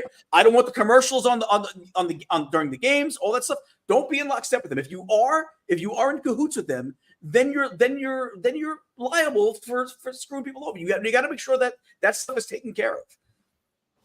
Well, we got one more topic left, and it's so funny they brought up Sugar Sean O'Malley, who's off the hook now. That man is defending his belt tomorrow night. UFC 306. It has been a tradition now. I cannot remember the last UFC pay-per-view that we did not mention on the show. We did 305, we did 304, we did 303, 302, 301, 300. And a few before that. I don't remember, when we started. But I feel like it's almost 10 in a row. So Sugar Sean versus Merab. You know what? That's the main event. We'll talk about that. We'll save that just like I was last on the card. We'll save it last for this show. Before that, Valentina Shevchenko against Alexa Grasso. Last year, they faced off this exact weekend. I remember it because the day that it actually fell on was Mexican Independence Day, which I was 25 years old when I found out that my birthday is apparently Mexican Independence Day. So arriba to that. So that's how I spent my birthday, was watching that close fight where I thought Shevchenko won. They gave it to Grasso. Now they face off for the third time. It's rare that we're seeing a third time where somebody is 2-0. Caleeb, Pinkett, tell me, who is winning that fight tomorrow? I'm going with Valentina. I love the bullet. That's my girl. So when it comes but I'm gonna tell you this: Grasso can fight. She's a lot better with her hands than what she gets respect for, because her uncle was a boxing trainer and that's how she started. So her stand-up is good. And if you watch the second fight, she clipped Valentina a lot, caught her with shots that rocked her, right? So she has that. On the ground, Valentina is better, but Grasso can fight because Grasso submitted her in the first fight, right? I agree with you. I think Valentina did enough to win the second fight, which is why there's a third fight, because a lot of people think so. And I think Valentina gets her this time. I really do. I think they'll end up doing 4, like my boy Brandon and Figgy. You know what I mean? But I think this is going to be great. I'm really looking forward to this fight. There's another fight prior to it that I got to touch on for real UFC fans like that to talk about. Diego Lopez and Brian Torrent City. Let me tell you, that's going to go down. I love Lopez. T-City should win because he's a little bit more sound, but Diego is a savage, meaning in here. And T-City's been through wars. Y'all seen it. What Holloway did to him, men don't come back from. You know what I mean? So so there's if Diego start pushing that could be a problem. But I think T-City should win. But my heart is with Lopez. I love that dude.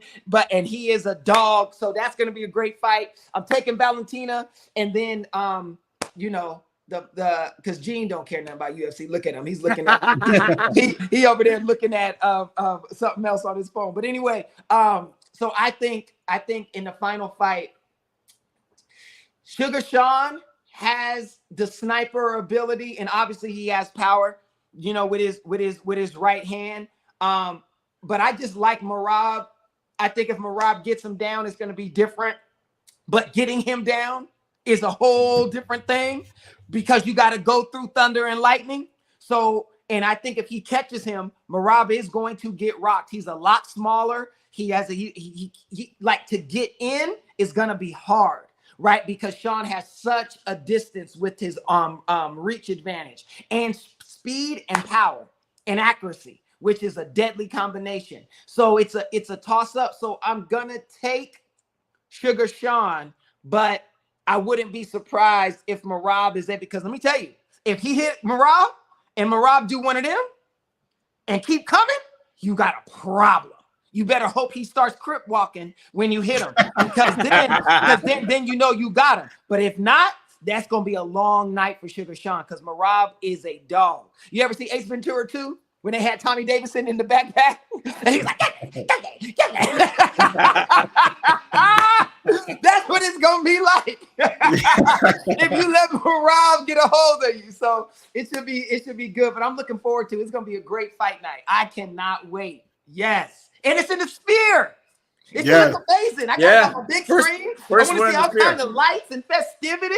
I'm trying to see it all. You know what I'm saying? No, it should be great. I actually feel the exact opposite on Lopez and T-City. I think Lopez will win, but my heart is with T-City. I've been, I feel like all my old guard dudes are, falling off. You get old fast in the UFC. You don't get to age well like as a quarterback. Yeah, well, I don't think we talked about Russell Izzy. Wilson, not so much. We didn't talk about Izzy when he lost to Duplessis. Just another one down. That hurt. Anyway, I can't go there. No, I was physically. That's what I'm saying. So, T-City for me is one of those guys as well that I've just been rocking with him for all the years. So, I feel like it's going to hurt, but, I respect Lopez. And Lopez is such a great dude. And you want to talk about somebody that, you would want to meet out, in the UFC. Lopez is near the top of that list for me because he just seems like such a great guy. So, who's T-City? Brian Ortega. Oh, yeah, Brian Ortega. When you say T City, I thought you were like saying like slang for Toronto or something. T City. But yeah, so that's how I think about that one. Valentina, yes, we agree. She should have won the last one. I'm not gonna lie. I actually think Grasso is gonna win. I want Shevchenko to win so bad. Another old guard. She's one of the very best to ever do this female MMA. I have Nunes, Shevchenko. That is the list. So she deserves it. But the thing about Grasso, I don't think Valentina can finish her. I don't. On the ground she can. I don't know by hands. I don't know if she's gonna head kick her like she did Jessica I. Because Grasso's a beast. Like she is a beast. And I feel like she has more power in her hands than Valentina. Yes, I agree. I feel like at this stage of their career, she might have the better chin, younger, all that kind of stuff. So it's like, on the ground, okay, but Grasso's diesel on the ground too. Like the only finish so far. So I'm saying that's where she can finish her. Like if there is a finish for Valentina, it's going to be on the ground. It will not be standing. That's what I'm saying. I think it goes to decision, honestly. So, but decision, because the last fight was decision, and I thought Valentina, I was clear to me that Valentina did enough, and they still gave it. So, with that being said, if it goes to decision, why wouldn't they just pick the younger? I feel like sometimes they really be doing that. They'd be putting WWE logic, oh, she's younger, she, Mexican Independence Day, it's still called La Noche there, let's get Grasso in there, so I feel like Valentina has to finish to win this, and I don't know if she can. So that is why I totally I can see it. For the main event, this is one where I respect both guys. I guess all of them I respect both. People. I think they're both. These are three great fights that we're about to see. I think you broke it down perfectly, right? Merab, if Merab, brings him down, he just has to be a problem. Get to him. He has to close the distance. If it stays that distance, Sean's going to pick him apart. I think he's going to fare much better than Aljo. Aljo's garbage to me. I can't stand that. He's always overrated. Always. Always. And I hate when I see brothers be overrated because I was like, he's weak, man. He talking all that mess. He's weak. And then Sean just barely touched him. He thought about,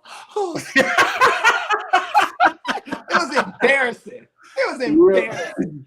So that's exactly what I'm saying. I think Merab, like you said, right? If he just, it comes right back. But Merab is a dog. And that's what he keeps saying. So this actually, sometimes when we've done these analyses, you've seen something in this press week that make you say, oh, when Yuri talking about, the spirits of Poetan, you were like, yo, he's done. I was like, yeah, it's a wrap.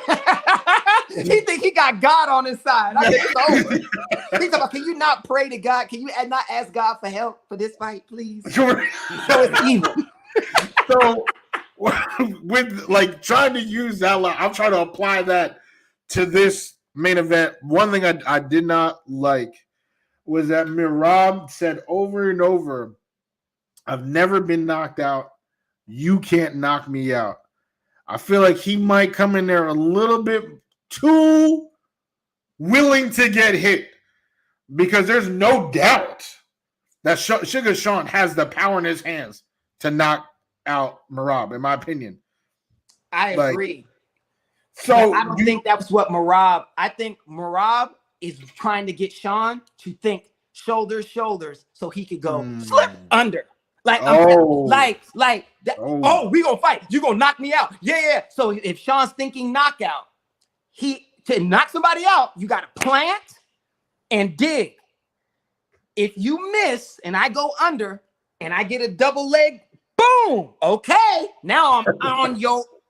And not the way you like it either. You know what I'm saying? it's like that. I'm telling you, those are all mind games. Sean cannot think knockout. He has to defend the takedown because that's Merab's only shot right? Like for real, because Yeah. if they stay from the shoulders, Sean is gonna beat him. His arms are too short to box with God. You know how close he has to get in, right? So Marab, you can't knock me out. I've never been knocked out. Good. Like that, because that's what you got to do. So I don't think that's what he really means. I think he's trying to bait Sean into being like, because Sean loves to knock out. Sean went on Stephen A's show and said, I'm knocking him out second round, it's over. So if you thinking cannabis, second round KO, right? Yeah. It's cool. It's like, oh, okay. Please. Now Marab is like, please. He gonna be used up when they guard like that. So it's like they want you to break your hand essentially. So you throw that one shot, and if you miss, Dick and Donuts, I'm on you. Right? And that is rough. And once you get a whole round with a dude laying all on you, elbowing you, trying to submit you, you go, takes the steam. Now you're throwing like 100%. Yeah, 100%. You know what I mean? I'm serious. It's what happened to Izzy. Right. Izzy was looking good till he didn't. Right? Too soon. He had him at the distance. Once old boy was able to get in and hit him, Izzy get to doing this, and then he got him and was able to submit him. He didn't try to beat him from the shoulders. He got him behind. Like, that's what I'm saying. Like, you strikers, you got to bait them into striking. And so you take them down, right? That's how Conor got beat. He knew Khabib was only going to take him down. So what did Khabib do? Dropped him from the shoulders. Conor was like, oh shit, I can't beat this dude. If he just dropped me, right? And it was over. When Khabib dropped him, the fight was done. Because he beat Conor at what Conor was good at. 100%. So, but Conor was always expecting the takedown, right? So with Marab saying knock me out, never been knocked, he's trying to get Sean to think I want to fight here. That's what I think, right? Now I could be wrong, but that's what I'm saying. So I do not believe Marab wants to fight Sean from the shoulders. I'm almost betting the first shot he gets, he's taking on Sean. 1,000%. Well, that's what I hope. I'm kind of rooting for Marab. I mean, I like both fighters big time, but I just think that Marab, he was waiting patiently, right? Like he could have had this fight years ago, but Aljo was his boy and was the champ, so he didn't. So now that he has that opportunity, let's see, because I believe he's like I'm not gonna say way older, but definitely older than Sean. So before that window closes, hopefully he gets it. But that is the final topic. I guess all this UFC has reminded Sunil about Cobra Kai, which I must agree wholeheartedly with this summary that part 1 was straight fire. I'm definitely itching for I don't want to give it away the ending, but that ending, man, was like, what? Yeah, but it's there's another piece coming and then another piece. Yep. So don't worry. Yes. So we will definitely be waiting. Any final words? We'll start with Gene. Kyle Shanahan, fuck you. Damn. Okay. And Robin Saleh, get it together. Okay. All right. He's still popping. We popping. He popping. Caleb. Go fuck yourself, San Diego. Let's go.